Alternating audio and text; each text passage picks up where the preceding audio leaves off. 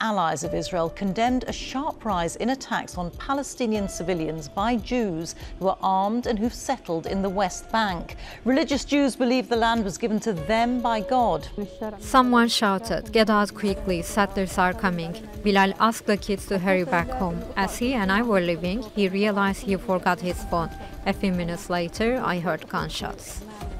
Bilal's killers were Israeli settlers, whose illegal settlements now surround all sides of the Saleh family village of El Sawiyyah. Now, the UN's top court is opening a week of hearings on the legal consequences of Israel's occupation of Palestinian territories. More than 50 countries are expected to give evidence at the International Court of Justice in The Hague. The hearings, requested by the UN General Assembly, are separate from the ongoing genocide case brought by South Africa. And there are currently 144 settlements in the occupied West Bank, including East Jerusalem, all illegal under international law. So here's a bit from the New York Times interview with a West Bank settler, which I think is very cute and very cool. The way that the New York Times framed this interview. This is a West Bank settler that the New York Times talking to, who says, "Yes, I can admit that there is something fascist about me. And I'm not hiding it. I don't believe there's any other way." Really? Answered lack of political correctness definitely shocked me. The lack of political correctness definitely shocked me. To which Izzy said, "Israeli, I'm a fascist." New York Times, how un-PC. Israeli, I'm literally a fascist. I'm a Nazi without the anti-Semitism. New York Times, isn't this an interesting person? Israeli, I have killed and I will kill again. I kill for the joy of killing. New York Times, this conflict is so ancient and intractable. Dude. Oh, by the way, this interview is not a new one. This is a very old interview, just for the record. It's funny to think that this is like, this is not a new interview at all. It might be like a couple, like maybe 6 years. I don't know where the original is, but we can watch it. Oh, Natural Born Settlers. Up 2019. Tel Aviv. As Israel grows more nationalist, Tel Aviv is the last stronghold. All right, bro, chill. Okay, take her out. Let her pee too. You brought Fifi in here. You riled her up, and now you're walking away. That's insane. No, it's not Jeff, dude. It's Murat. Of our nation's liberals. It is a super cool cosmopolitan city and the place I call home. In 2016, I decided to say goodbye to Tel Aviv and spend the summer with the Israelis that I disagree with the most. By the way, this is written from the perspective of a liberal Zionist. That's why she said 65% voted left. I need you to understand something. A lot of the terminology that you are hearing here, you must reposition your understanding of Israel and your understanding of Israeli politics. When they talk about, like, when a liberal Zionist presents this issue, it's still very much in support of, no, she said left Tel Aviv. Yeah, I know. But when she's talking about, like, they voted left in Tel Aviv, they're still talking about, like, well, I don't know what the left party was. She's not talking about, like, Habash or something. She's not talking about, like, the actual communist party or anything like that. She's talking about a liberal party, which is still very much right-wing. Settlers. Yesh Atid. Since Israel's ongoing military occupation of the West Bank that started in 1907, Jewish settlers have moved to the Palestinian territories into settlements that are illegal according to the international law. For the record, I do personally love the liberal Zionist arguments that, like, single out Netanyahu as the standalone individual responsible for all of Israel's, like, right-wing reactionary sentiment against Palestinians, as though, like, liberal Zionists also do not agree with those things when push comes to shove, like post-October 7, as we saw that is the case. If anything, liberal Zionists are probably doing a better job overall of trying to defend, like, the favorability of Israel in the Western world, right? Like, they have a better understanding than the fucking psychopathic, like, Likudniks do, right? in the sense that like they're like, hey, we hate the fucking settlers because they kind of fuck the bag up a little bit. We hate the settlers because they're unhinged. We hate the settlers because they make us look bad. We hate the settlers because they're bad guys in general, of course. But like also beyond that, there is a very understandable argument that if you're a liberal Zionist, you're like, dude, fuck off with the West Bank shit. Like you're legitimately fucking up the bag. You're legitimately fucking up the optics here. And they're right. They're right. The reason why 50% of the American population now believes that Israel is doing a genocide in Gaza is, well, because Israel is doing a genocide in Gaza. But the fact that they're seeing it now of the Western world is partially because like they did not manage this conflict well at all. So that's something to remember when we watch this.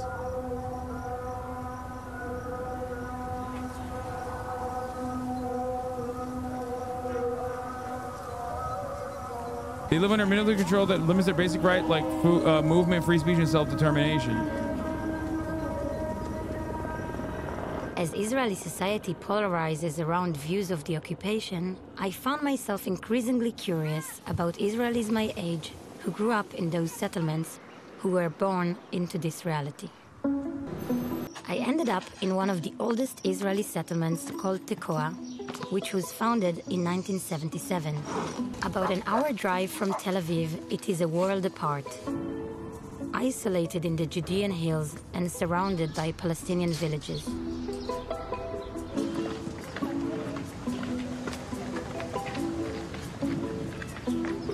This is a good graphic, even though it's 3.5 years old. Israel's unwieldy anti-Netanyahu coalition.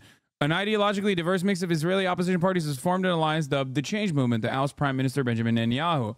But apart from having a common enemy, the coalition members have little else in common, which will quickly become apparent once policymaking begins. The pro-Netanyahu bloc had Likud, the religious Zionist far right, and the Shas religious right, United Torah Judaism. And then the Change bloc had the undeclared Arabs, Meretz, Labor, Blue and White, Yesh Atid, Ra'am, Yisrael, Beitenu, and New Hope, and Yamina. It's a consortium of a center left to like liberal left positions. So they're identified as left, center, left, right, and Arab. It's always awesome. I'm sorry, but it's fucking hilarious when like Western liberal media adopts like when they're obviously covering like but it's true they are those are the Arab parties, but it's always funny because like when Western liberal outlets try to like cover what's going on in Israel, which is a apartheid state, but an apartheid state that we are aligned with, they try to make sense of it, but they have to use the terminology created within Israel. And because it's an apartheid state, you end up writing things that you don't even think about that like come across as insane. That's a very funny thing that you just called out with respect to like the Arab parties. It's not like there aren't Arab Jews. Of course there are. There are millions of them in Israel, but they're declared Jewish and therefore have a different status, I guess. Hadash being, not really an Arab party, but joining it on the Arab list. But they're communist, and therefore they're also anti-Zionist, and therefore Arab, which is, again, it goes back to that same distinction. Because Israel's an apartheid state, is a Jewish supremacist apartheid state, like as by designation, the distinction between their population, the distinction between their demographics is literally Arab or Jewish, when that distinction is incredibly stupid. It's not correct at all. There's a shit ton of Arab Jews, but they are not considered Arab. They're considered Jewish. Hadash base of support is and always has been Palestinian citizens of Israel. Yes, but like, I mean, what do you call it? Ofer Kasif, for example, is not, he's Jewish. By Israeli standards, he would be a Jewish citizen of Israel. He would not be considered Arab. Anyway, let's continue. Let's watch this. Like, it's crazy because it's like it's a settlement in the West Bank and there's like secular people living there. I rented a small apartment on the corner of Hospitality Road and Joy Street, and I thought to myself, these are two things I'll definitely need here.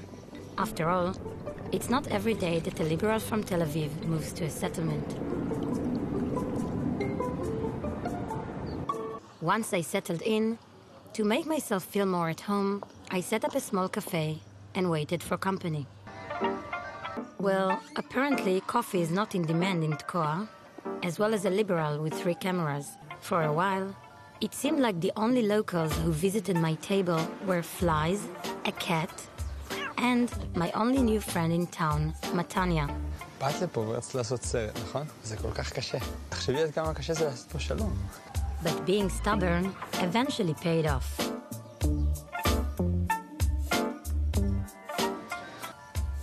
יאללה, נדבר קצת. כן. בתור ילדה זה היה נהדר, בתור מתבגרת פחות. עכשיו יש שוב ענק. זה היה ממש ממש חור, והייתי כזה, למה הבאתם אותי לחור הזה? תוך תוכי אני בטוח שפחדתי, כאילו, זה לא פשוט לגדול במציאות כזאת. עכשיו אתה שומע על הרצח הזה של נערים שהם שנה מעליך, שכל יום יש פה משהו, ברור שפחדתי. הייתי בן 13, 14. I'm glad that they're brave, though, honestly. Like, they're brave enough to fucking settle in territory that does not belong to them, both historically nor according to international law. You know what I mean? It's so sick. אני לא יודע עד כמה באמת אפשר להבין בגיל הזה, כאילו, את המשמעות העמוקה של הדברים.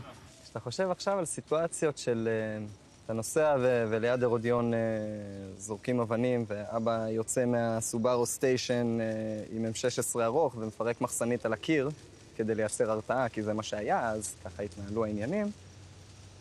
אז עכשיו כשאני חושב על זה, זה... הארדקור.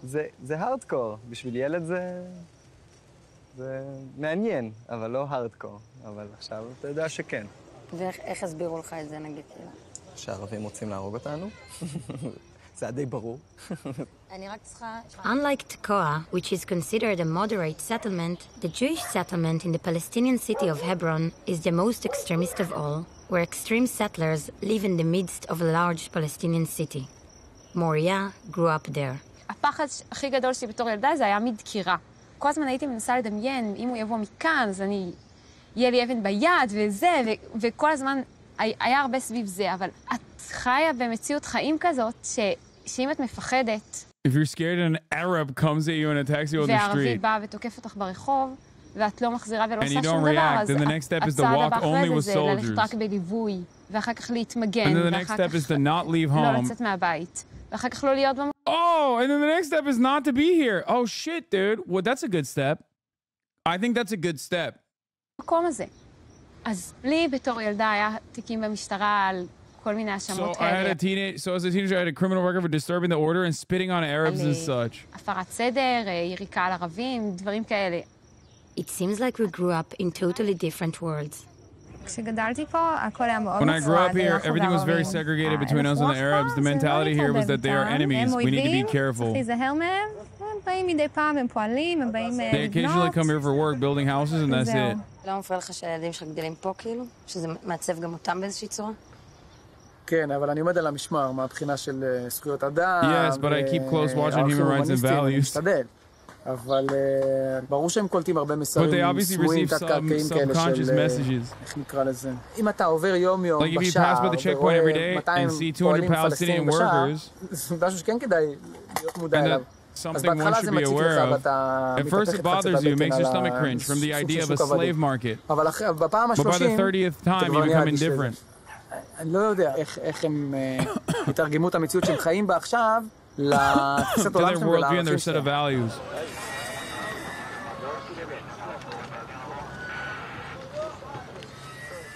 While I knew Palestinians come in and out of the settlements every day to work, building more of the buildings that they will never be allowed to live in, seeing them line up to enter settlements that represent their oppression with my own eyes was very unsettling. I'm not kidding. Like, even from afar, when I look at this, it makes me go crazy. But like, if I were to live in this environment, if I saw this every day, I feel like I would go insane. Like, I would try to dedicate my entire life to, you know, not allowing this to continue. And there are Israeli people, there are Israeli nationals in this chat that definitely take that approach. But it just blows my fucking mind to be at the heart of it. You know what I mean? Like, it blows my mind that you're like, yeah, no, this is like pretty fucked up. It's like a slave market. Oh well, I'm paying attention to the human rights stuff. It just doesn't make any sense. דווקא כשנסעתי לניו יורק וחזרתי, פתאום כאילו ראיתי הכל בביירות כזה. When I traveled to New York and came back, I actually saw, wow, who are the people who live right next to us? I see their house is so close to us, I can hear them. שומעים אותם, רואים לפעמים את הילדים, you see their kids playing soccer, I'm intrigued. מעניין אותי, יש פה אוכלוסייה שלמה. There's a whole population here that no one wants any kind of human contact with.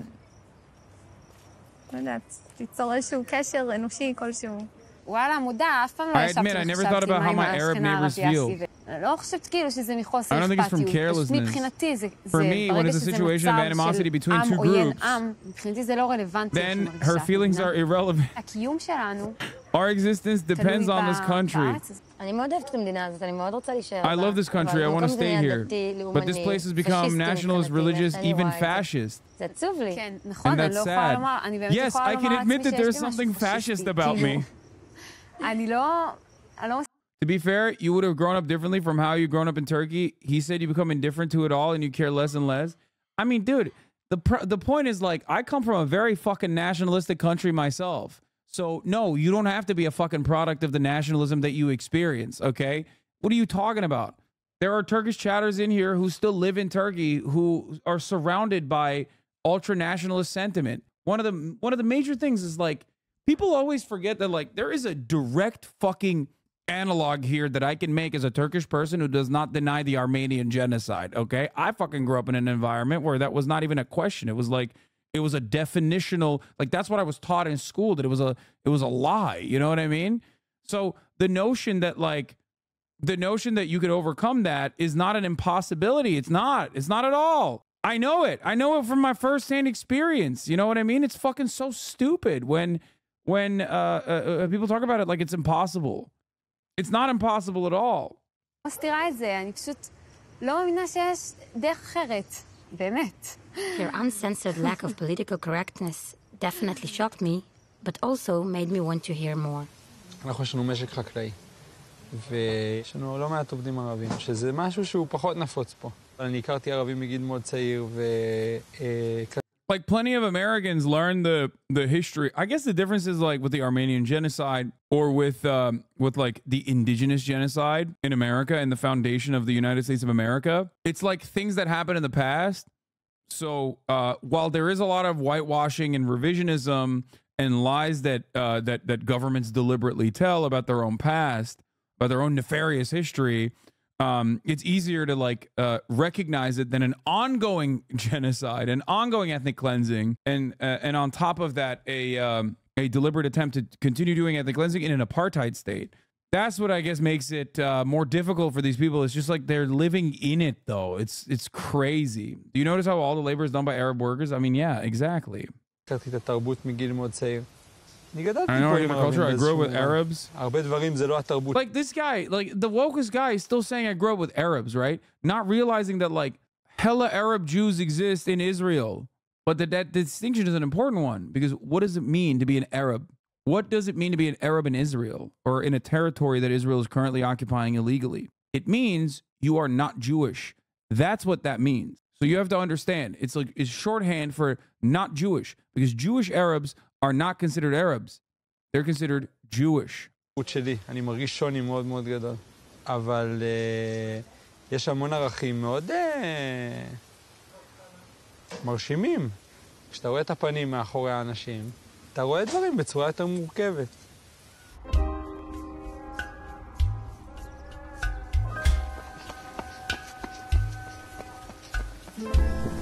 And somehow you claim this is not a religious conflict? Yes, because I'm not a fucking dummy, the real Slim Fatty. I recognize that this is not a religious conflict, and I recognize that at the top of the hour there's a 3-minute ad break. Religion is just a tool.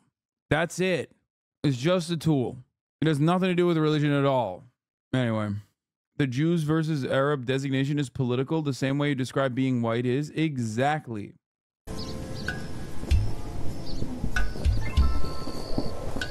What is this? Despite the peace and love and the hippie vibe of Tkoa, sometimes the complexity of the tension here slaps you in the face. שעות לפני כניסת השבת, משפחת מרק עושה את דרכה מעתניאל לירושלים. הם נוסעים על כביש 60, לפתע נפתחת לעברם אש מרכב חולף. המחבלים יורים תוך כדי נסיעה ונמלטים. הרב...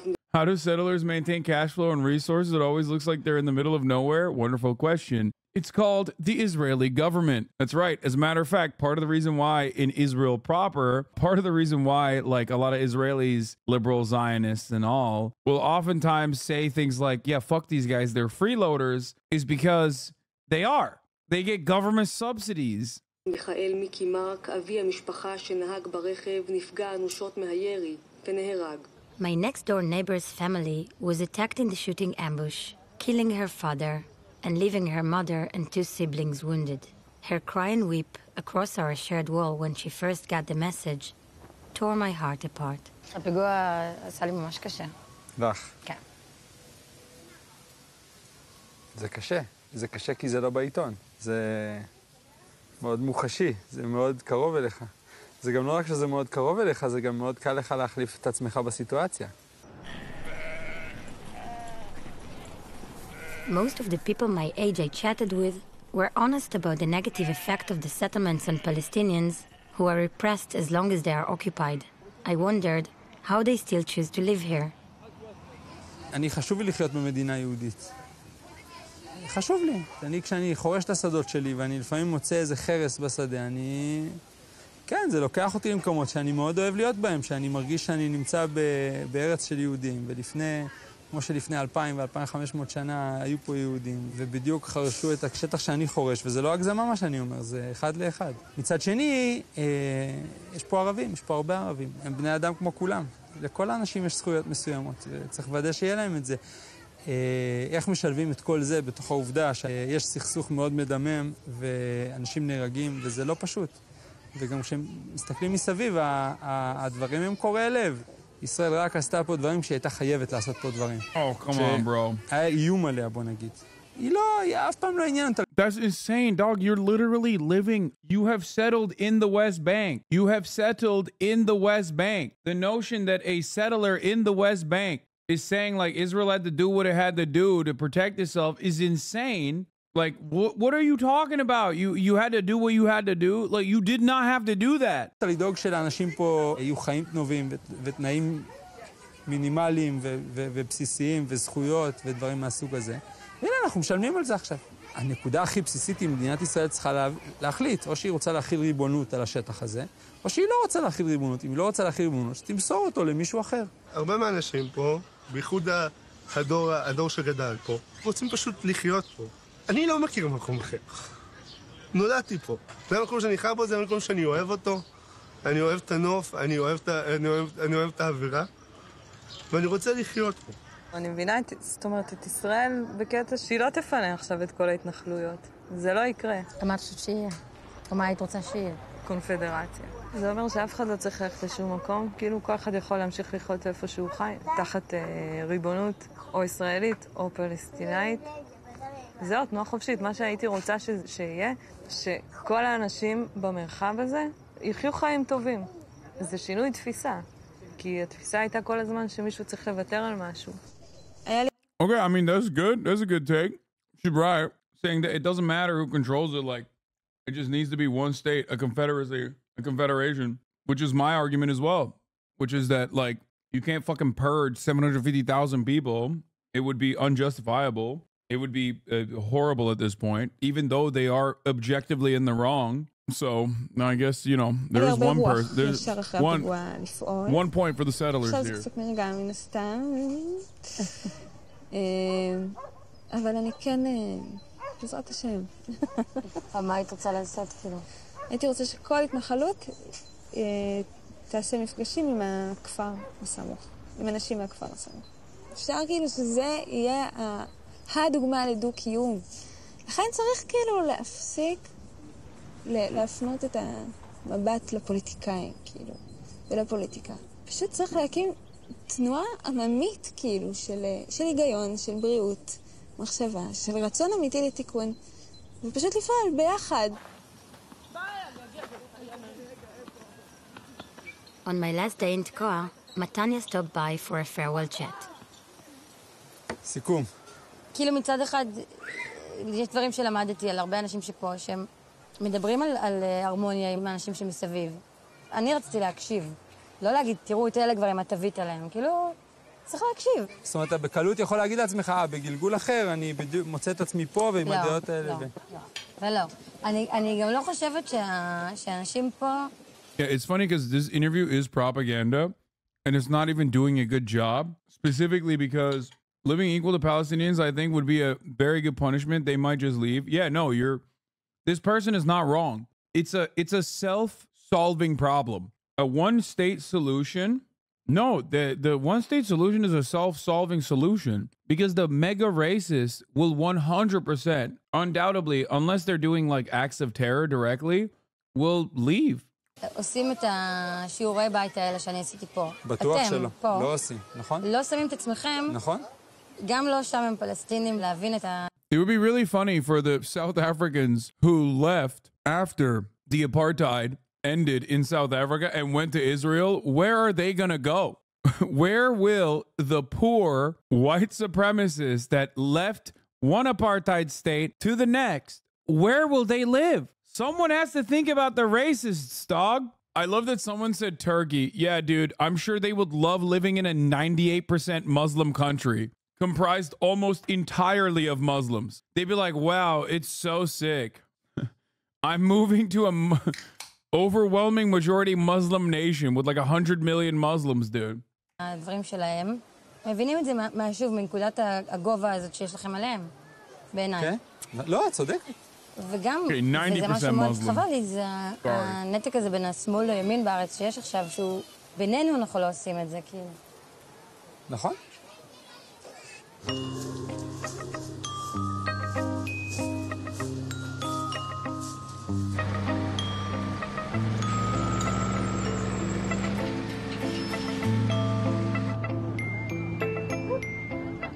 במבט לאחור, כאילו, לא היית מעדיף אם היית גדל, כאילו, בתל אביב?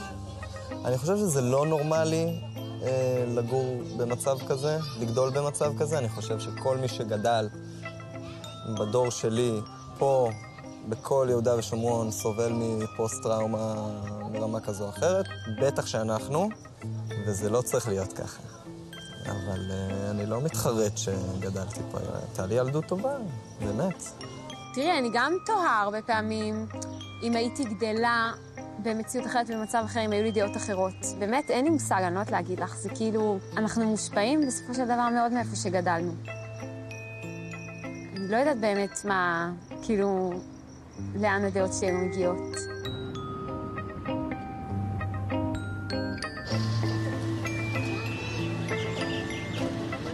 That woman's a teacher.